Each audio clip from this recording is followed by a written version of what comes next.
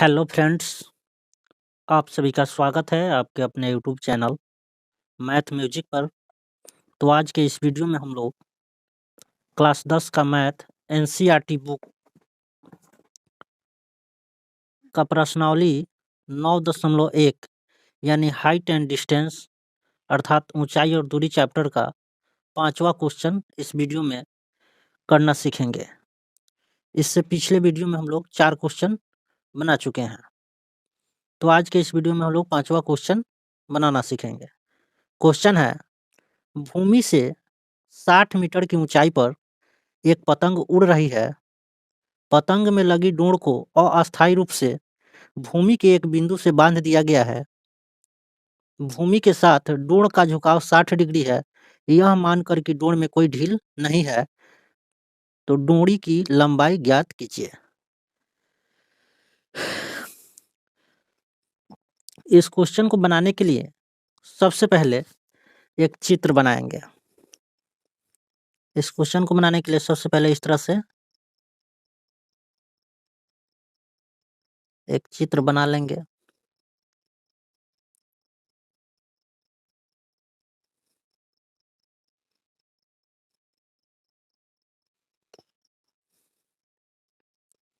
मान लेते हैं कि ए बिंदु पर कोई पतंग है और इसको भूमि के सी बिंदु से इसका डोर बंधा हुआ है, जो भूमि के साथ 60 डिग्री का कोण बना रही है। नीचे भूमि है, यहाँ पे मान लेते हैं बी है। ए बी जो है पतंग की ऊंचाई है। पतंग की ऊंचाई जो 60 मीटर दिया हुआ है। पतंग की जो ऊंचाई है 60 मीटर है और पतंग की डोरी हमको एसी का मान ज्ञात करना है।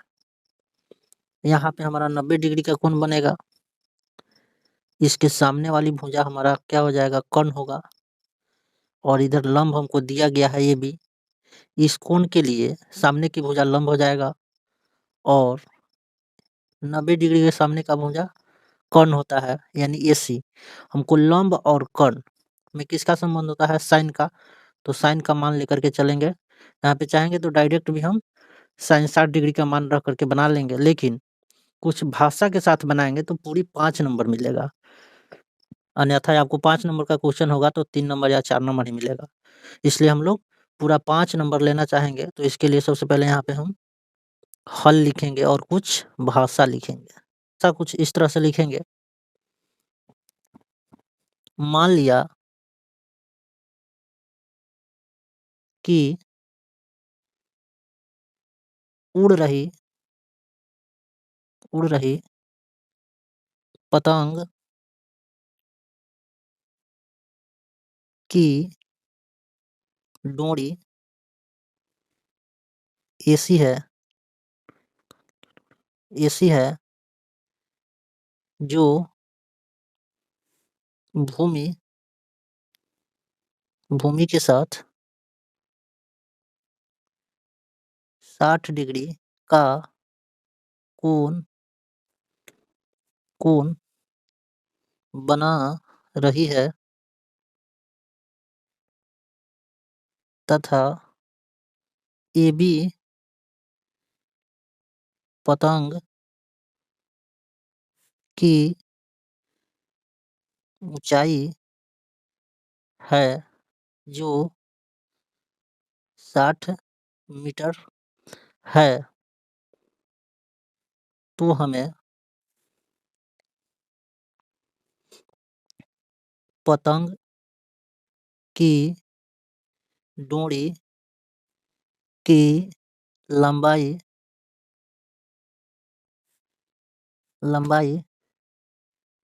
AC का मान ज्ञात करना है। उसके बाद में लिखेंगे चित्रानुसार यानी चित्र के अनुसार। चित्र के अनुसार क्या लिखेंगे? पतंग की ऊँचाई। पतंग की ऊँचाई क्या है? AB है, तो यहाँ कोष्ठ में लिखेंगे AB बराबर 60 मीटर। उसके बाद में लिखेंगे डोरी की लंबाई AC बराबर वाट, यानी हमको निकालना है, डोरी की लंबाई निकालना है। तो इसके लिए अब यहाँ पे हम लोग चलेंगे, अब लिखेंगे समकोण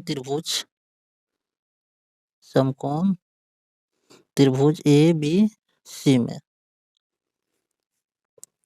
इसमें चलेंगे हम, देखिए यहाँ पे इस कोण के लिए लंब है सामने की भुजा AB और AC मेरा कर्ण है, कर्ण निकालना है और लंब दिया हुआ है। तो कर्ण और लंब में साइन का संबंध होता है, इसलिए हम लोग साइन 60 डिग्री लेकर के चलेंगे। इस कोण के लिए साइन होता है लंब बटा कर्ण, तो यहाँ पे इस कोण के लिए लंब होगा AB, यानी यहाँ पे लिखेंगे AB अब बटा कर्ण क्या हो जाएगा AC, तो कर्ण हमारा AC होगा, तो AC लिख देंगे इस तरह से। फिर लिखेंगे या, उसके बाद में लिखेंगे साइन 60 डिग्री का मान होता है √3/2, फिर बराबर AB का मान कितना है 60 मीटर, तो 60 मीटर यहाँ पे लिख देंगे। AC हमको निकालना है तो AC ये लिखेंगे, फिर लिखेंगे या। अब इसमें हम तिरछा तारछी से गुना करेंगे, 2 से 60 में और AC से √3 में, तो AC से √3 में करेंगे तो √3 AC बराबर 60 दूना 120 मीटर। अब हमारा AC का मान हो जाएगा, इधर √3 गुना में उधर जाएगा तो भागा में हो जाएगा, यानी AC बराबर 120 मीटर बटा √3। अब यहाँ पे हर में हमारा अपरिमेय संख्या है, तो इसका परिमेयकरण कर देंगे, यानी √3 से ऊपर गुना करेंगे, √3 से नीचे गुना करेंगे, तो कितना हो जाएगा 120 √3 बटा √3 से √3 में गुना करेंगे तो सीधे 3 हो जाएगा, सीधे 3 हो जाएगा, मीटर है तो मीटर लगा देंगे, 3 से काटेंगे तो 4 और 1 0 पड़ जाएगा, यानी 40 √3। इसलिए लिखेंगे यहाँ पे AC बराबर आया कितना 40 √3 मीटर। अतः पतंग की डोरी की लंबाई AC बराबर 40 √3 मीटर। हमारा कितना आया आंसर आया 40 √3 मीटर हमारा लंबाई आया पतंग की डोरी की। वीडियो समाप्त होता है। Thank you.